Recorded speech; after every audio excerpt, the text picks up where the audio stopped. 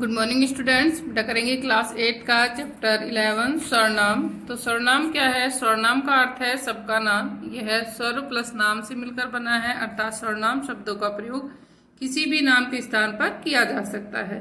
तो सर्वनाम का अर्थ होता है सबका नाम और यह सर्व प्लस नाम से मिलकर बना है। सर्वनामों का प्रयोग है वो किसी भी नाम के स्थान पर करते हैं, इसीलिए सर्वनाम की परिभाषा होती है जो शब्द संज्ञा के स्थान पर, क्योंकि संज्ञा क्या है? नाम है किसी का भी, तो जो शब्द संज्ञा के स्थान पर प्रयुक्त होते हैं वो सर्वनाम कहलाते हैं। जैसे मैं, हम, तुम, वे, कौन, कोई, आप आदि। नीचे दिए गए वाक्यों को पढ़िए ध्यान से। यह श्री राम का चित्र है। वह दशरथ के पुत्र थे। पिताजी की आज्ञा मानकर वे 14 वर्षों के लिए वन गए। वन में उन्होंने अनेक राक्षसों को मारा। रावण उनकी पत्नी सीता को उठाकर ले आया। उन्होंने लंका पर चढ़ाई कर दी। युद्ध में उन्हें सफलता मिली। तो उपयुक्त वाक्यों में श्री राम जो संज्ञा के स्थान पर वह, वे, उन्होंने, उनकी, उनके, उन्हें शब्दों का प्रयोग हुआ है, ये सभी क्या है? सर्वनाम है। तो संज्ञा के स्थान पर आने वाले शब्द क्या कहलाते हैं? सर्वनाम कहलाते हैं। अब है सर्वनाम के भेद। सर्वनाम के कितने भेद हैं? तो सर्वनाम है उसके 6 भेद होते हैं। पुरुषवाचक सर्वनाम, निश्चयवाचक सर्वनाम, अनिश्चयवाचक सर्वनाम, प्रश्नवाचक सर्वनाम, संबंधवाचक सर्वनाम और निजवाचक सर्वनाम। तो अब हम आगे इन सर्वनामों के बारे में पढ़ते हैं। तो सबसे पहला है पुरुषवाचक सर्वनाम। पुरुषवाचक सर्वनाम क्या होता है? जो सर्वनाम किसी व्यक्ति के लिए प्रयुक्त हो, जो सर्वनाम किसी व्यक्ति के लिए प्रयुक्त होता है वह पुरुषवाचक सर्वनाम कहलाता है। जैसे मैं, तुम, वह। पुरुषवाचक सर्वनाम है वो 3 प्रकार के होते हैं: उत्तम पुरुषवाचक सर्वनाम, मध्यम पुरुषवाचक सर्वनाम और अन्य पुरुषवाचक सर्वनाम। तो सबसे पहले उत्तम पुरुषवाचक सर्वनाम क्या होता है? जिसे फर्स्ट पर्सन कहते हैं। वह सर्वनाम जिसे व्यक्ति अपने लिए प्रयुक्त करता है। वह सर्वनाम जिसे व्यक्ति अपने लिए प्रयोग करता है उत्तम पुरुषवाचक सर्वनाम कहलाता है। तो अपने लिए हम क्या करते हैं? मैं का प्रयोग करते हैं, और एक से ज्यादा होते हैं तो हम का प्रयोग करते हैं। तो इसमें आता है आपके उत्तम पुरुषवाचक में मैं और हम। जैसे मैं पढ़ूंगा, हम खेलेंगे, मुझे जाना है, इस तरह से। दूसरा है मध्यम पुरुषवाचक सर्वनाम। इस सर्वनाम में क्या होता है? जिससे बात की जाए या जिसे संबोधित किया जाए उसे नाम के बदले जिस सर्वनाम का प्रयोग किया जाता है वह मध्यम पुरुषवाचक सर्वनाम कहलाता है। तो पहले तो हो गया बोलने वाला उत्तम पुरुष यानी मैं। दूसरा होता है सुनने वाला या जिससे हम बात कर रहे हैं वो। तो इसके बदले में, जिसके नाम के बदले में हम बोलते हैं तू, तुम या आप। तो ये है मध्यम पुरुषवाचक। जैसे तुम कब आए, आप चले जाएं। तो आप है हम आदर के लिए बोलते हैं तुम और तू। अन्य पुरुषवाचक है थर्ड पर्सन, जिसके बारे में बात करते हैं या लिखते हैं, उसके बनाम के बदले में प्रयुक्त सर्वनाम को अन्य पुरुषवाचक सर्वनाम कहते हैं। कि जिसके बारे में हम बात कर रहे हैं, यानी आपस में, एक तो आप बोल रहे हैं, आपके सामने वाले से बात कर रहे हैं, और उससे आप किसी अन्य के बारे में, जिसके बारे में बात कर रहे हैं, वो कहलाता है आपका अन्य पुरुषवाचक सर्वनाम। जैसे वह पढ़ रहा है, वे लड़ रहे हैं, तो इसमें आता है वह, यह, वे, ये। तो वह और यह तो एक वचन में हो गया, वे और ये किस में हो गया? आपके बहुवचन में। फिर है आपका निश्चयवाचक सर्वनाम। निश्चयवाचक सर्वनाम क्या है? ये वे सर्वनाम है जो किसी निश्चित व्यक्ति या वस्तु की ओर यानी समीप या दूर की ओर संकेत करते हैं। तो निश्चयवाचक सर्वनाम वो होते हैं जो किसी निश्चित व्यक्ति या वस्तु की ओर संकेत करते हैं। वो वस्तु दूर भी हो सकती है, पास भी हो सकती है। जैसे यह और वह। तो यह हम पास वाली के लिए, वह दूर वाली के लिए। जैसे यह सीमा का घर है, वह सरकारी स्कूल है। तो यहाँ पर वह और यह देखो अन्य पुरुष में भी आ रहे थे, लेकिन अन्य पुरुष में हम किसी व्यक्ति के नाम के बदले में प्रयोग करते हैं, लेकिन यहाँ यह और वह हम क्या करते हैं? किसी चीज की ओर संकेत करने के लिए प्रयोग किया जाता है। जैसे यह सीमा का मकान, तो यहाँ पर सीमा के मकान को यह के द्वारा क्या गया है? दर्शाया गया है। यह और वह अन्य पुरुषवाचक भी है और निश्चयवाचक सर्वनाम भी। अन्य पुरुषवाचक सर्वनाम संज्ञा के स्थान पर आते हैं। जैसे वह आश्चर्यचकित रह गया। और निश्चयवाचक सर्वनाम है व्यक्ति या वस्तु की ओर संकेत या इशारा करने के लिए किया जाता है। जैसे यह मेरी किताब है, वह राम का घर है। फिर है आपका अनिश्चयवाचक सर्वनाम। अनिश्चयवाचक सर्वनाम क्या होता है? जिस सर्वनाम से किसी निश्चित व्यक्ति, प्राणी, वस्तु का बोध नहीं होता। कि निश्चयवाचक में जिस प्रकार से निश्चित व्यक्ति, प्राणी का बोध हो रहा है, अनिश्चयवाचक में किसी भी निश्चित व्यक्ति, प्राणी, वस्तु का बोध नहीं होता, अनिश्चयवाचक सर्वनाम कहलाता है। जैसे उदाहरण इसमें कोई या कुछ, तो कोई चिल्ला रहा है और दूध में कुछ पड़ा है। प्रश्नवाचक सर्वनाम, जिस सर्वनाम का प्रयोग किसी व्यक्ति या वस्तु से के संबंध में प्रश्न पूछने के लिए किया जाता है वह प्रश्नवाचक सर्वनाम कहलाता है। जैसे कौन, क्या, बाहर कौन खड़ा है, तुम क्या चाहते हो। तो जहां पर भी प्रश्न किया जाता है वहां क्या होता है, आपका प्रश्नवाचक सर्वनाम होता है। संबंधवाचक सर्वनाम, जिस सर्वनाम का प्रयोग वाक्य में आए दूसरे संज्ञा या सर्वनाम से संबंध बताने के लिए किया जाए संबंधवाचक सर्वनाम होता है। जैसे जो, सो, जो वह, जो वे, जैसा वैसा। तो जो पढ़ेगा वह पास होगा, जो करेगा वह भरेगा। तो हम क्या करते हैं, इसके अंदर एक वाक्य में है ना, एक दूसरे संज्ञा या सर्वनाम से उसका संबंध बताते हैं। निजवाचक सर्वनाम है इसका छठा। निजवाचक सर्वनाम क्या होता है, जो सर्वनाम कर्ता के साथ निजित्व यानी अपनापन बताने के लिए प्रयोग हो उसे निजवाचक सर्वनाम कहा जाता है। जैसे आप, स्वयं, खुद। तो यहाँ पर क्या होगा कि आप स्वयं, अपने आप, खुद, यानी जिसमें जो सर्वनाम है वो कर्ता के साथ अपनापन दिखाने के लिए प्रयोग किया जाता है, वहां निज होता है। निज माने अपना। जैसे वह आप चला जाएगा, मैं यह काम स्वयं कर लूंगा, मैं अपने आप कर लूंगा, मैं खुद चला जाऊंगा। इस तरह के जो शब्द हैं वो किसमें आते हैं, आपके निजवाचक सर्वनाम में। सर्वनाम के बारे में, सर्वनाम का अपना कोई लिंग विधान नहीं होता। वाक्य में संज्ञा के लिए जिस लिंग का प्रयोग होता है उसके प्रयुक्त सर्वनाम के भी उसी लिंग में प्रयोग होता है। सर्वनाम की लिंग की जानकारी क्रिया के रूप से मिलती है कि जो सर्वनाम है उसका क्या होता है, स्वयं का कोई लिंग नहीं होता, लेकिन जो वाक्य में जो संज्ञा है जिसके स्थान पर उसका प्रयोग किया गया उसी के अनुसार उसका लिंग होता है। और साथ में हम जो सर्वनाम है उसके लिंग की पहचान क्रिया के द्वारा करते हैं। जैसे वह लड़का और लड़की दोनों के लिए प्रयोग होता है, लेकिन जब हम उसमें आगे क्रिया लिखते हैं कि वह जा रहा है तो हम समझ गए कि पुल्लिंग के लिए है, और वह जा रही है तो स्त्रीलिंग के लिए। घर में कुत्ता घुस आया है, वह भौंक रहा है। सरिता के पैर में चोट लगी है, वो चल नहीं सकती। मध्यम पुरुषवाचक सर्वनाम तू का प्रयोग अत्यंत आत्मीयता, निरादर और हीनता, भक्ति भावना दर्शाने के लिए होता है। जैसे कृष्ण, तू मेरी शादी में अवश्य आएगा, तू मेरा क्या कर लेगा, हे ईश्वर तू ही रक्षक है। तो बाकी का चैप्टर बेटा हम कल पढ़ेंगे। Thank you.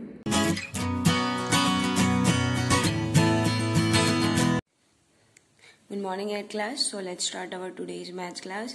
So in today's class we revise exercise 9.2. Before that there are some formulas that you already write in your notebook.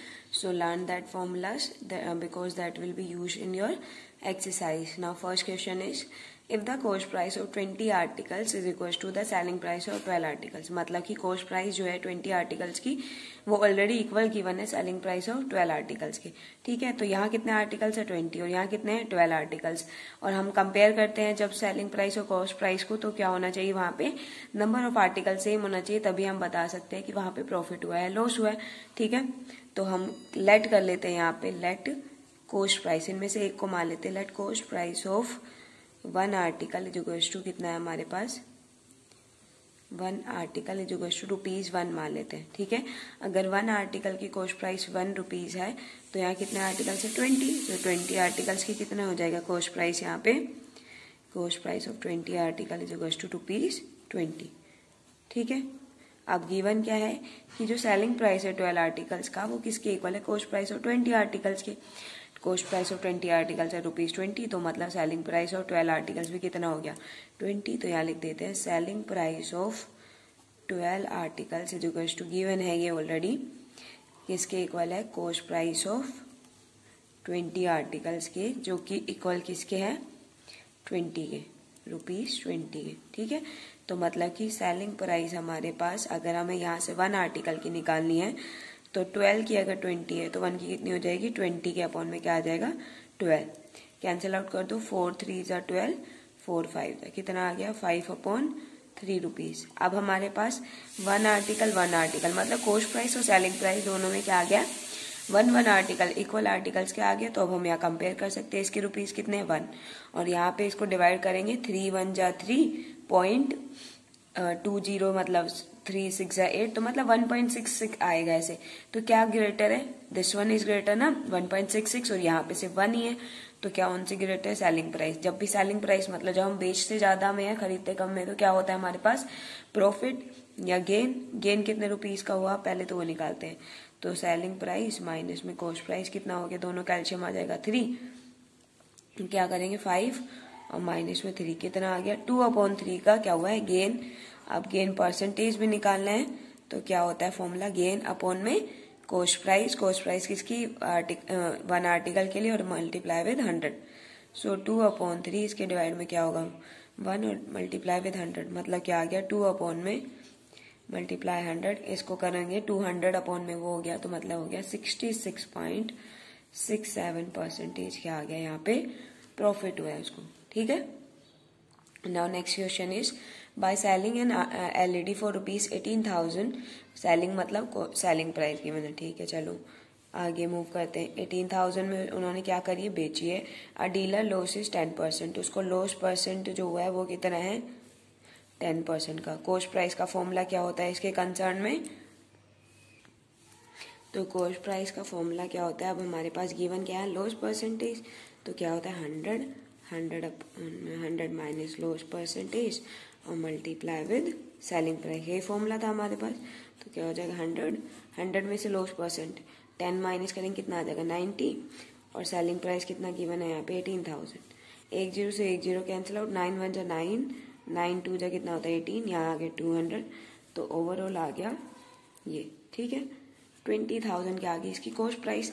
अब उन्होंने पूछा how much should he sell, मतलब अगेन सेलिंग प्राइस पूछिए, but अभी salary में उसने क्या किया है गेन करा है 30% का। हमारे पास कॉस्ट प्राइस आ गया, गेन हमने मान लिया कितना है, अब गेन परसेंटेज कितना है 30%, निकालना क्या अब सेलिंग प्राइस। पहले क्या निकालना कॉस्ट प्राइस, तो यहाँ होता है 100 प्लस प्रॉफिट परसेंट अपॉन में 100 और मल्टीप्लाई विद कॉस्ट प्राइस। तो यहाँ देखो 100 प्लस प्रॉफिट, प्रॉफिट कितने का है 30 का, तो 130 हो गया अपॉन में 100, कॉस्ट प्राइस कितनी आ गई 20,000।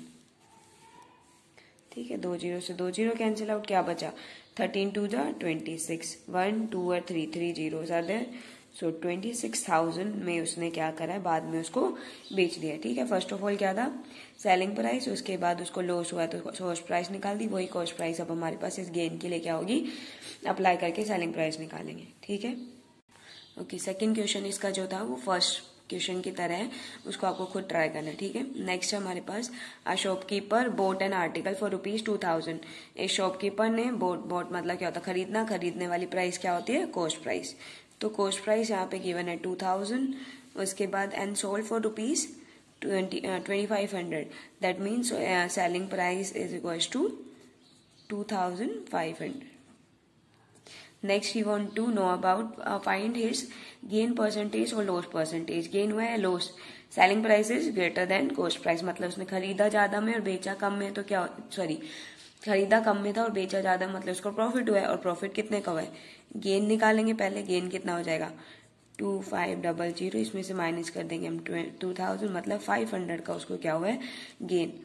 अब परसेंटेज निकालनी, गेन परसेंटेज क्या होता है फॉर्मूला गेन जो कि 500 अपॉन में कॉस्ट प्राइस जो कि 2,000 है मल्टीप्लाई विद 100। ठीक है, 2 0 से 2 0 कैंसिल आउट, ये 1 0 इससे कैंसिल आउट, 2 1 जा 2, 225 कितने परसेंट का हुआ 25% का उसको क्या हो गया है गेन। ठीक है, नेक्स्ट है एक स्कूटर मैकेनिक है, उसने बोट एन ओल्ड स्कूटर, उसने खरीदा एक ओल्ड स्कूटर को, मतलब कॉस्ट प्राइस यहाँ पे है उसकी 3,000।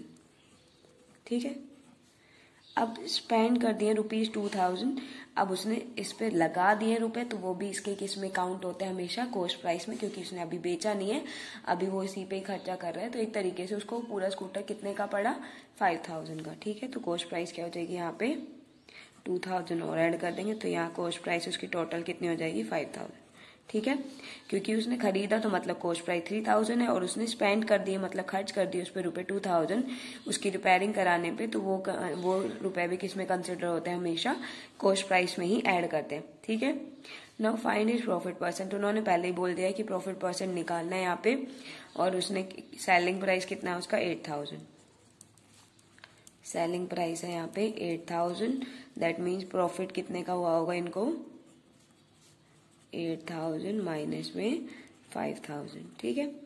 3,000 का क्या हुआ है उनको, प्रॉफिट हुआ है। प्रॉफिट परसेंटेज निकालना है तो क्या होता है, प्रॉफिट जो कि 3,000 अपॉन में कॉस्ट प्राइस कितना है 5,000 और मल्टीप्लाई विद 100।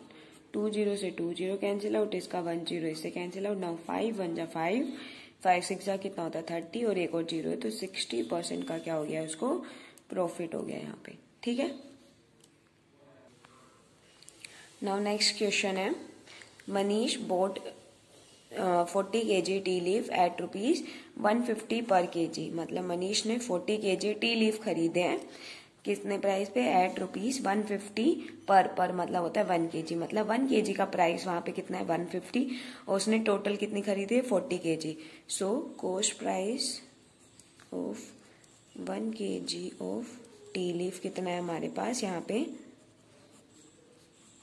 खरीदिए, मतलब कॉस्ट प्राइस होगा कितना है 150। टोटल कितने खरीदे 40 kg खरीदा है ना, तो यहाँ पे cost price of 40 kg of T leaf कितना हो जाएगा, यहाँ से मल्टीप्लाई हो जाएगा। तो मल्टीप्लाई करने के बाद क्या आ जाएगा 6,000 रुपीज, ठीक है। नेक्स्ट क्या बोला है, एंड 60 kg टी लीफ, और 60 kg टी लीफ जो है वो किस प्राइस पे खरीदी है, ₹100 पर kg, मतलब 1 kg पे कितना प्राइस है 100 और ऐसे ही उसने 60 kg खरीदे हैं। तो cost price of 60 kg of T leaf वो क्या हो जाएगा हमारे पास ₹100, क्योंकि एक का प्राइस है और 60 खरीदे तो इसीलिए मल्टीप्लाई हो जाएगा, ठीक है। ये भी 6,000 आ गया। ना उन्होंने बोला है ही mix both the tea leaves, उसने दोनों को मिक्स कर दिया, मतलब cost price of both the leaves कितना हो जाएगा 6,000 प्लस में 6,000 हो गया, कितना आ गया ₹12,000। नेक्स्ट हम देखो, एंड सोल्ड इट, उसने दोनों को मिक्स कर दिया और उनको बेच दिया 130 पर kg के उस पे। अब यहाँ देखो जब दोनों को मिक्स कर दिया मतलब पहले 40 kg खरीदा था और उसके बाद 60 kg, टोटल अमाउंट कितना हो गया जो इन्होंने वो करा है, टोटल वेट जो हो गया वो कितना हो गया 100 kg, मतलब 100 kg हो गया उसके पास टोटल टी लीफ, और उसने अब उनको पर kg के हिसाब से 130 रुपीज में बेच दिया है। मतलब सेलिंग प्राइस ऑफ कितने टी लीव्स का 100 टी लीव्स कितना हो जाएगा, एक का है 130, 100 के लिए कितना हो जाएगा 100 से मल्टीप्लाई, तो ये आ गया रुपीज हमारे पास 13,000, ठीक है। पूछा क्या है, फाइंड इज गेन परसेंटेज और लॉस परसेंटेज, क्या हुआ है सेलिंग प्राइस ये थी और कॉस्ट प्राइस ये रहा हमारे पास, बोथ द लीव्स मतलब 100 ही थे ना, यहाँ पे भी 100 टी लीव्स है, तो क्या हो गया दोनों का अमाउंट सेम है, तो मतलब यहाँ पे 13,000 इज ग्रेटर, तो मतलब सेलिंग प्राइस ज्यादा है तो उसको क्या हुआ है गेन हुआ है। कितने रुपीज का हुआ है 13,000 माइनस में 12,000, that will be equals to 1,000। अब मतलब गेन परसेंटेज निकालना है, गेन परसेंटेज क्या हो जाएगा यहाँ से 1,000 अपॉन में कॉस्ट प्राइस कितना है 12,000 multiply with 100। First of all ये 20 इससे कैंसिल आउट, इसकी 10 इससे कैंसिल आउट। नाउ 4 से डिवाइड कर दो, 4 3 10 4 25, कितना आ गया यहाँ पे 25 अपॉन में 3, डेसिमल में चेंज करो, 3 8 जा 24.1033 जा 1033 जा, ये क्या आ गया हमारे पास परसेंटेज किसका गेन परसेंटेज, ठीक है। So students that is all for today, thank you, have a nice day.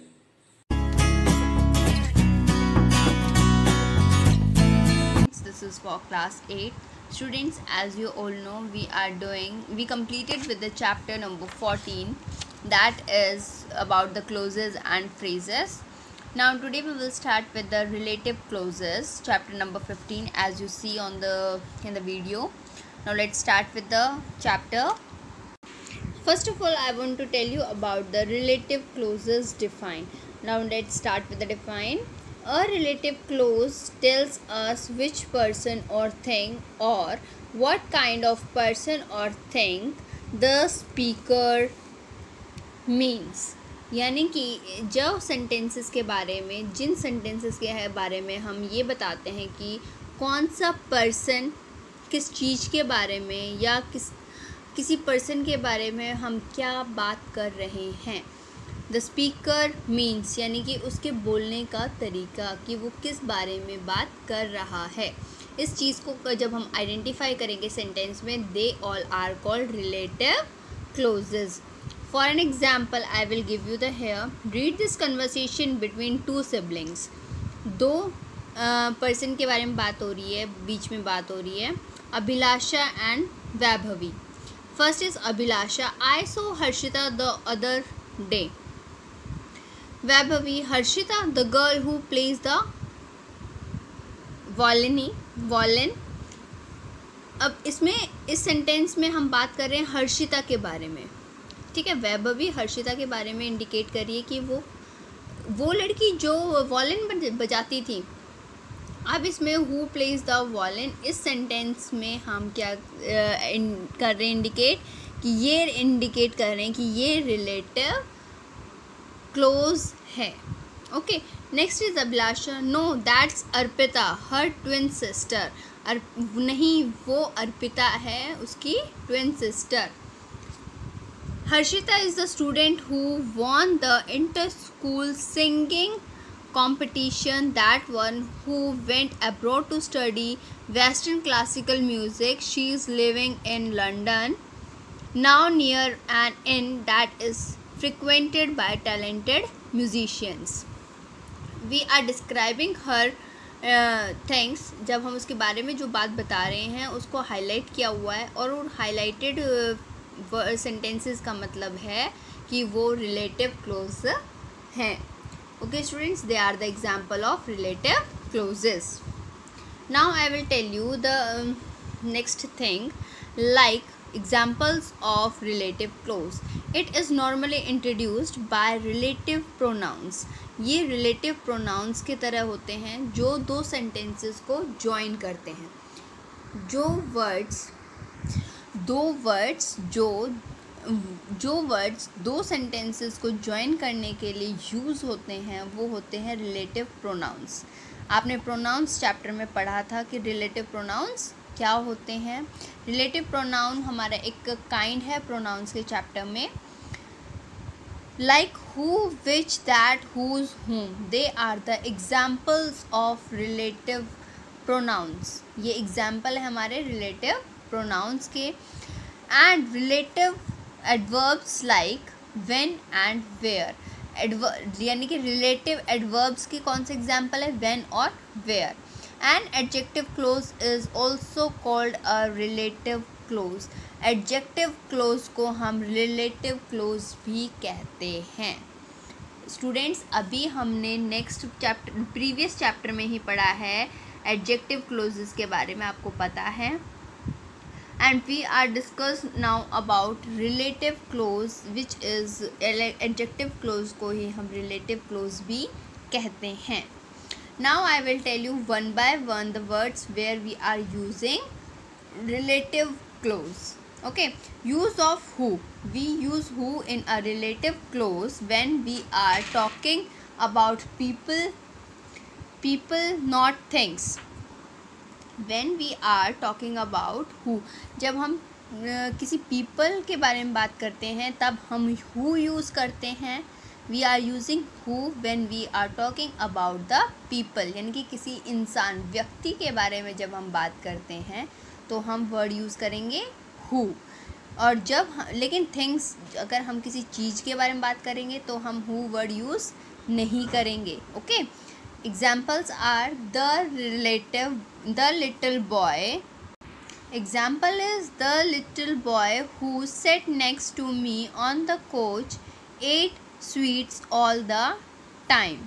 We are talking about the little boy, and little boy is the person we are talking about. That's why we are using here who. Okay students, this is the example of using who.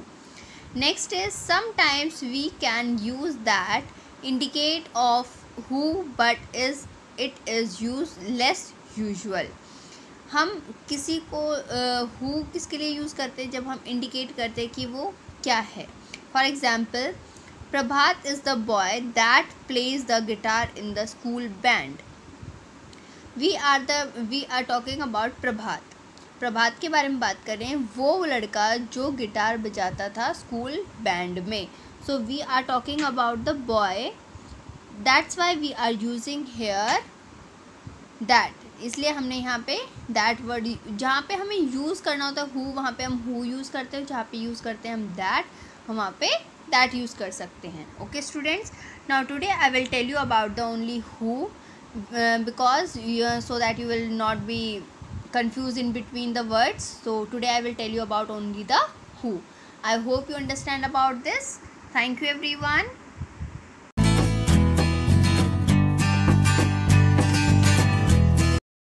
Good morning student, welcome to online class. This is Saroj from MLP International School Rajpura. Student, today we are just going to continuously, because we have already started chapter 9 in this regard. Further, let us start. So student, in this regard let us start. For today we are just going to do the true false statements. जो true false statements है वो हमें जो है chapter के according ही करनी है. For eyes the happy prince had two bright rubies. तो ये rubies नहीं था, तो ये आपका false है. और सेकंड देखिए, the happy Prince was carrying it at his own faith. तो ये भी जो है इसका स्टेटमेंट गलत है, क्योंकि वो जो है क्राइंग, अब वो अपने आप से ही नहीं रो रहा था. Number 3, the little swallow did not keep up the request of happy Prince. ये स्टेटमेंट भी फॉल्स है, क्योंकि जो लिटिल चिड़िया थी उसने जो है उसके रिक्वेस्ट को मान लिया था हैप्पी किंग की, ना कि उसकी जो है रिफ्यूज किया था. Number 4, from the top the Prince could see all the ugliness and all the misery of his city. तो ये स्टेटमेंट आपका ट्रू है, क्योंकि ऊपर खड़ा होकर के प्रिंस जो है सारी ही अगलीनेस और मिजरी ऑफ द सिटी को देख सकता था. Number 5, the little boy had fever and was asking for Apple. तो ये स्टेटमेंट भी फॉल्स है, वो ऑरेंज के लिए बोल रहा था, ना कि एप्पल के लिए. Now see the sixth one. The playwright was trying to finish a letter to be sent to the partner.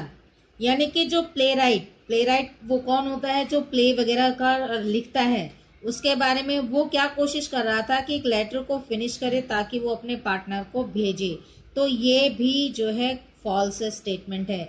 वो जो है ना फिनिश नहीं कर रहा था, उसकी तबीयत ठीक नहीं थी, was unable to just complete the play right. वो जो है प्ले को पूरा कंप्लीट नहीं कर पा रहा था.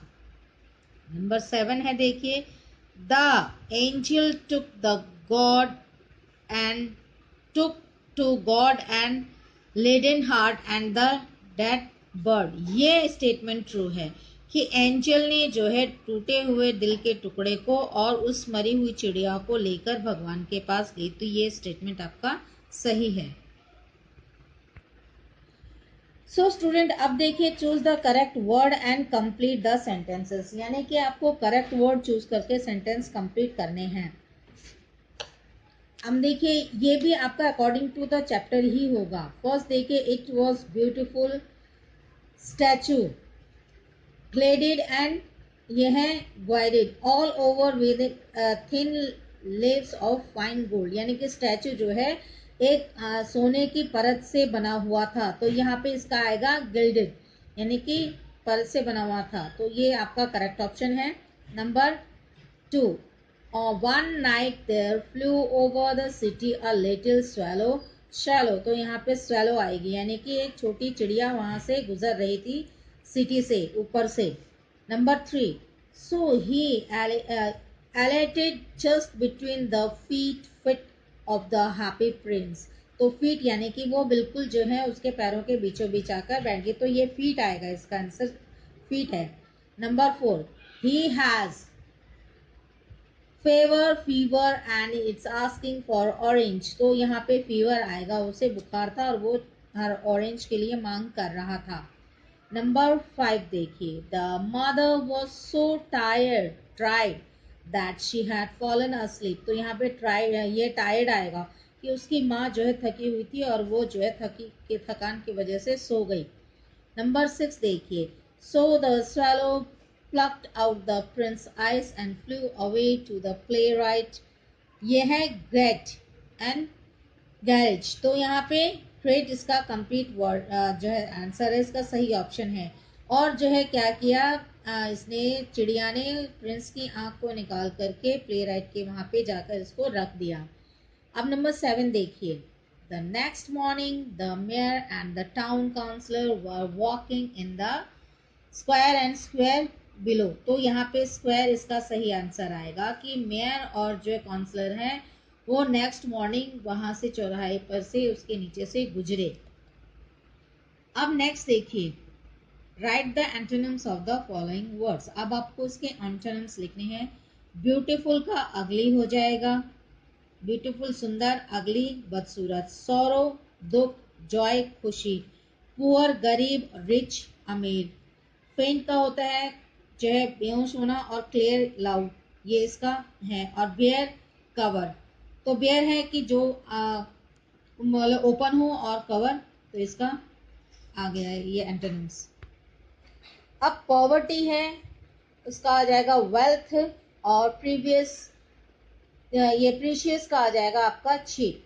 तो स्टूडेंट आज की वीडियो आपकी यहीं तक है। आपको करना क्या है, सेम एज यूजुअल जैसे मैं आपको हर वीडियो में बताती आई हूँ। वीडियो को लाइक करें, शेयर करें, चैनल को सब्सक्राइब करें, और साथ ही साथ बेल आइकन पे क्लिक करना ना भूलें।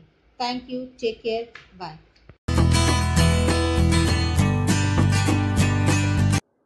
Student, today's session I Priyanka ma'am tell you some daily usage sentence that is the topic of GK and conversation. Okay, so let's start.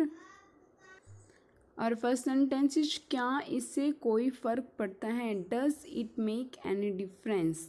Difference होता है किस चीज़ में, अंतर मीन्स, तो इसमें क्या कोई इससे फ़र्क पड़ता है?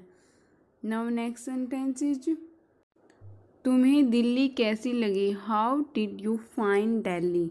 स्टूडेंट फाइंड देखो आप यहाँ पे कैसी के लिए यूज हुआ है, तो according to use the meaning of any word is different. Okay, तो आपको ये देखना है कि कहाँ पे इसका मीनिंग क्या यूज हो रहा है। तो यहाँ पे हम कैसी लगी के लिए फाइंड वर्ड यूज कर रहे हैं। Okay, now next sentence is वो अपने आंसू नहीं रोक पाए। She could not hold weeping. Weeping का मतलब होता है रोना या आंसू बहाना, तो she could not hold weeping. Okay, now next sentence is वो अपनी हंसी रोक नहीं पाई। She could not hold laughing. Hold का मतलब किस चीज़ को रोकना, डिले करना किसी चीज़ को। लाफिंग मीन्स हंसना, तो वो अपनी हंसी रोक नहीं पाए। या see control don't control yourself. Now next is वो अपने आप को उससे बात करने से नहीं रोक सकी। She could not hold herself talking to him. तो स्टूडेंट यहाँ पे रोकने के लिए हमने स्टॉप यूज नहीं किया, यहाँ पे रोकने के लिए स्टॉप क्या वर्ड यूज किया, होल्ड। तो according to situation the word is meaning is difference. Now next one is मेरे पास एक कार है। I have a car. तो यहाँ पे देखो एक यूज नहीं है, फिर भी इसका मीनिंग है आई हैव ए कार, मेरे पास कार है। नाउ नेक्स्ट सेंटेंस उसके पास कंप्यूटर है। She has a computer. Now next one is छोड़ने या बात ख़त्म करो या फिर भूल जाओ। तो इसके लिए इन तीनों के लिए हम अलग अलग वर्ड यूज करते हैं। लेट इट बी इसको छोड़ने में, बात ख़त्म करो फॉरगेटिंग मीन्स इसको भूल जाओ, या लीव इट। हम तीनों वर्ड के लिए इनमें से कोई भी यूज कर सकते हैं। Okay, now next one is उसकी तबीयत ठीक नहीं है। He is unwell.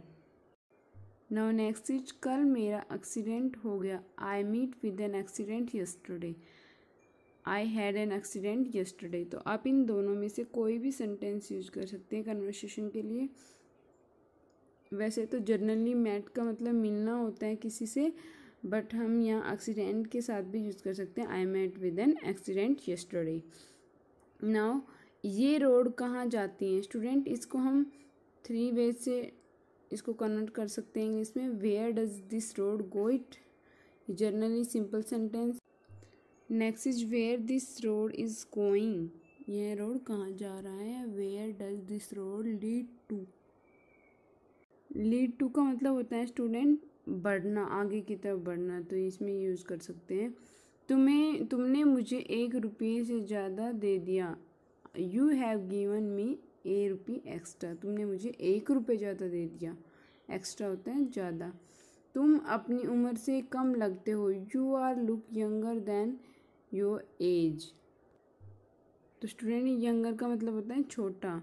Now next one is वो अपनी उम्र से ज़्यादा लग रहा है। तो इसमें ओल्डर यूज हुए हैं ज़्यादा के लिए और यंगर होता है छोटे के लिए। ठीक है। मुझे बुखार सा लग रहा है। I am feeling feverish.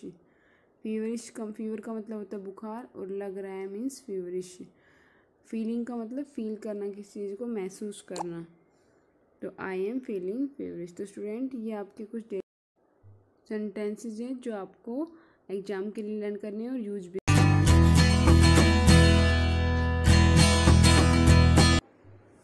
Student, today's session I Priyanka ma'am teach you subject computer and today's I revise some MS Office based questions. So let's start. Student, in previous video we completed our 16 question. Our question number 17 is slide prepare in MS Word, PowerPoint and Excel. तो our correct answer is PowerPoint. हमारी जो slides होती है वो किसमें बनाते हैं? PowerPoint में. नेक्स्ट वन इज शॉर्टकट की for print preview. Print preview का मतलब होता है जो हम प्रिंट आउट निकालने वाले हैं उससे पहले उसका प्रीव्यू देखना कि वो कैसा प्रिंट आउट आएगा।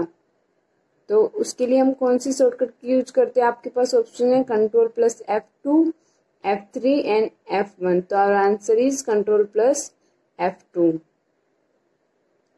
Now next one is in MS Word we replace option is available on। कौन से मेन्यू बार में होता है? View, file, edit and none of the. Student, आप कोई भी टेक्स्ट राइट करते हो उसमें कुछ चेंजमेंट करने के लिए क्या करते हो? उसको एडिट। तो हमारा जो रिप्लेस है वो किसमें है? एडिट मेन्यू बार में। Now next one is in MS Word a word gets selected by clicking in the word।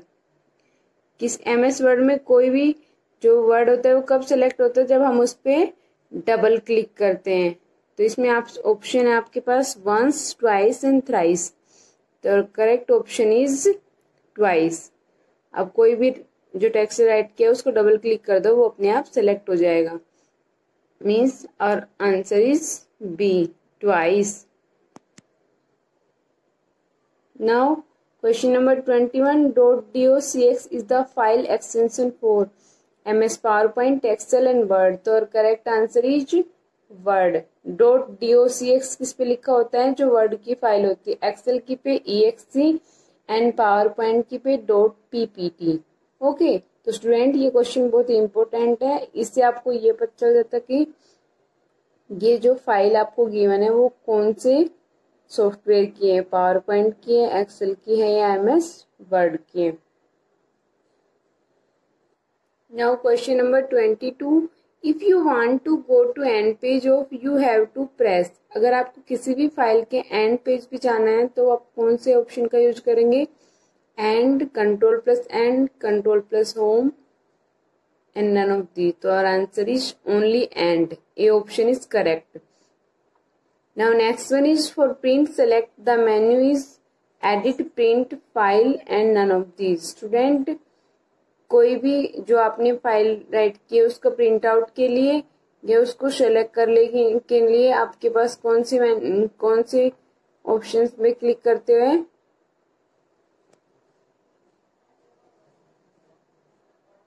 और आंसर इज एडिट का मतलब होता है कोई भी चेंजमेंट करना, प्रिंट का मतलब इसका प्रिंट आउट निकालना एंड फाइल्स मीन्स फाइल भी एक मेन्यू बार होता है। तो अपना हमारा आंसर है सी, फाइल मेन्यू बार में होता है।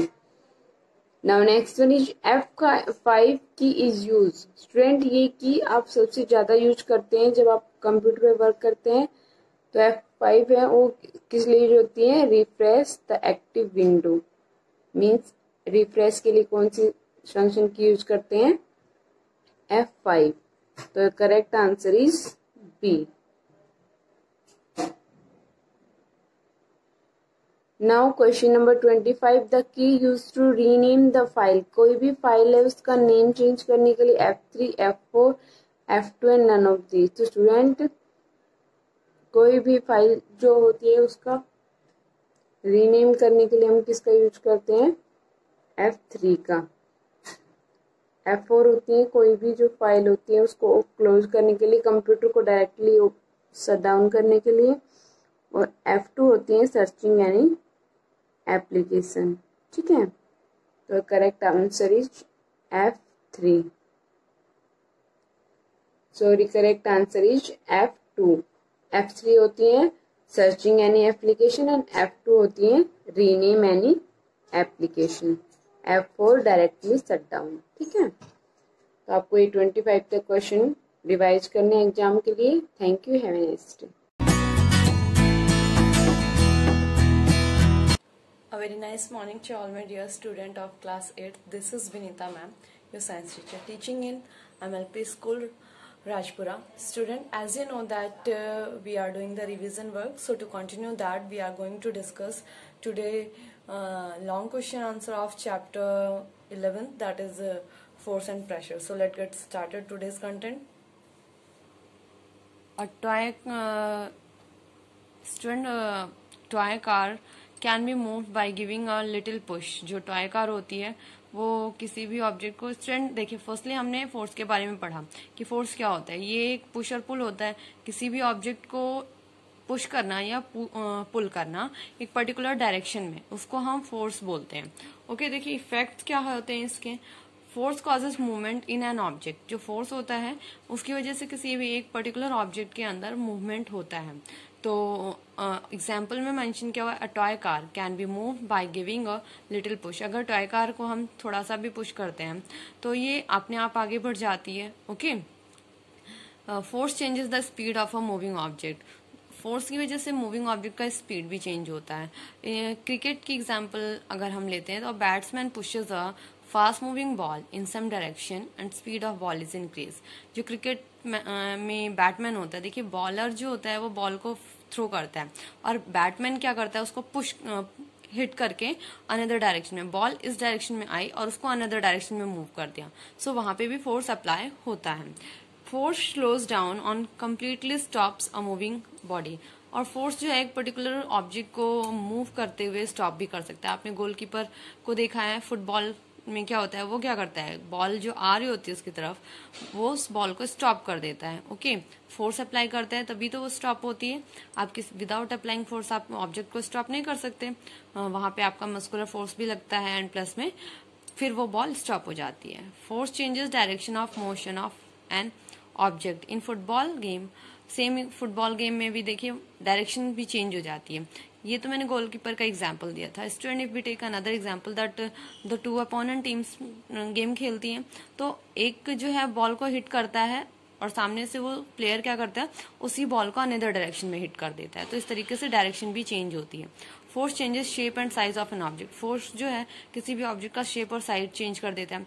If we take the example of rubber band, rubber band को हम स्ट्रेच करके उसका साइज चेंज कर सकते हैं। ठीक है, बलून का अगर हम एग्जांपल लें तो बलून में हमने एयर फिल कर रखा है, इन्फ्लेटेड बैलून को हम क्या कर सकते हैं, उसको प्रेस करेंगे तो भी उसका साइज चेंज हो जाएगा। तो इस तरीके से शेप एंड साइज भी चेंज कर सकते हैं through force. Okay, next one we are having question number 2 that give any 5 uses of atmospheric pressure. आपको एटमॉस्फेरिक प्रेशर के 5 एग्जांपल्स बताने हैं जो आपकी डेली लाइफ से रिलेटेड भी होते हैं। Okay, when we drink water, देखिए जब हम वाटर और लेमन जूस या जूस यानी कोई सा भी juice, I am talking about that, कि हम उसको पीते हैं तो वो स्ट्रॉ से की हेल्प से सक कर रहे हैं। देखिए वहां पर क्या होता है, एटमॉस्फेरिक प्रेशर क्रिएट हो जाता है। ये स्ट्रॉ जो है, सपोज दैट इसे मैंने स्ट्रॉ एज्यूम किया, तो क्या होता है इस स्ट्रॉ में, देखिए ये एंड जो है ग्लास में है, ये हमारे माउथ के पास है। तो यहाँ पे ये अभी तो ब्लैंक होता है बट इसके अंदर फिर भी एयर होती है। जब हम उसको उस एयर को ऊपर की तरफ सक करते हैं तो देन ओनली जूस भी वहां से ऊपर जाता है। ठीक है, तो इस तरीके से वहां पे एटमॉस्फेरिक प्रेशर क्रिएट होता है। तो सेकेंड एग्जाम्पल है, atmospheric pressure forces a liquid to move into a syringe. Same इसी तरीके से सिरिंज में, बॉटल से हम सिरिंज में जब मेडिसिन फिल करते हैं तो भी वहां पे एटमॉस्फेरिक प्रेशर क्रिएट होता है। आपने देखा होगा कि वहां पे कुछ गैप खाली रहता है तो वहां पे एयर होती है। सो एटमॉस्फेरिक प्रेशर क्रिएट हुआ। A rubber sucker sticks to smooth surface, आपने देखा होगा जो किड्स टूथब्रश होता है उसके नीचे एक स्टॉपर सा मतलब सकर सा लगा होता है, हम उसको ऐसे करते हैं वो चिपक जाता है, ओके चिपक जाता है, वहां पे भी एटमॉस्फेरिक प्रेशर क्रिएट होता है। तो these all are the examples of atmospheric pressure. Sprinkler hose जो होता है, आपने फवारा जिसे देखा है लॉन में, तो उससे जिसे हम पानी स्प्रे करते हैं, ठीक है, लॉन वगैरह में, तो ये भी किसका एग्जाम्पल है आपका एटमॉस्फेरिक प्रेशर का। नेक्स्ट है आपका टेकिंग अ शावर भी, उसमें भी देखिए एटमॉस्फेरिक प्रेशर होता है। फ्लशिंग टॉयलेट में जो फ्लश जब हम उसको क्या करते हैं वहां पे एक बटन को प्रेस करते हैं तो उस तरीके से भी वो पानी वहां से प्रेशर के थ्रू ही आता है, ठीक है। नेक्स्ट है आपका बर्थडे बलून। बर्थडे बलून में आप देखिए क्या करते हैं, आप उसको फिल करते हैं, उसमें भी स्पेस होता है, फिर वो एयर ही तो है। All these are the example of your atmospheric pressure. Now move to question number 3। Next आपका with the help of an activity show that the pressure in a liquid increase with depth. ये student through this you can perform the activity at your home also. इसमें देखिए क्या है कि आपको क्या करना है, एक एक्टिविटी परफॉर्म करनी है to show how the pressure of liquid increase with the depth. Okay, take a plastic bottle, let's see this answer. I think you have see all the whatever the content you have to write. Now see it in the book, textbook of your class. See student, देखिए इसमें आप इस तरीके से आपको एक bottle लेना है. You have to take a bottle and put a 3 hole. Okay, आपने इसमें 3 होल कर लिए. Now fill the bottle. Okay, एक टेप लगा करके आपको बॉटल को फिल करना है. 3 होल्स करने के बाद उस बॉटल को फिल करना है वाटर से. और अब आपको क्या करना है, जब आप उस बॉटल को कंटिन्यूसली फिल कर रहे होंगे तो आप देखेंगे जब पानी थोड़ा होगा, ठीक है, तो यहाँ पे थोड़ा प्रेशर होगा. जब पानी यहाँ तक आएगा तो उसका प्रेशर थोड़ा बढ़ेगा. फिर और मतलब इस तरीके से जैसे जैसे वाटर फिल होता जाएगा आपका डेप्थ के अकॉर्डिंग जो वाटर लेवल है जैसे जैसे वो बढ़ता जाएगा, सेम उसी कंडीशन में उसी तरीके से प्रेशर बढ़ता जाएगा. So by performing the activity you can say that when the water level goes up, okay, और इंक्रीजिंग विद द डेप्थ, जैसे जैसे डेप्थ इसकी बढ़ रही है, ठीक है, तो उसी तरीके से pressure of liquid is also increasing. Okay, तो I don't think so that कि आपको ये पूरा मुझे पढ़ के एक्सप्लेन करने की नीड है, because you know that it is very easy activity that you can also perform at your home. Plastic bottle को फिल किया था कॉन्टिन्यूसली टैप से, एंड आफ्टर दैट आपको फोर्स देखना है कि किस फोर्स से वाटर वहां पे बाहर आ रहा है. तो it's your observation that you will observe that the water coming with greater force from the hole. आपने देखा कि जहां पे डेप्थ, ये देखिए नीचे सबसे नीचे वाला, उसमें फोर्स ज्यादा है in comparison to about 2 holes. Okay, तो इस तरीके से प्रेशर जितना ज्यादा होगा उतने ही प्रेशर से वो मतलब डेप्थ जितनी होगी, गहराई यहाँ पे देखिए ज्यादा है, मतलब ये सबसे ज्यादा डेप्थ वाला पोर्शन है, तो यहाँ से वाटर ज्यादा आ रहा है. So student, in this video we have done our 3 question that you have to revise for your revision work. That's all for today's class. Take care. Goodbye.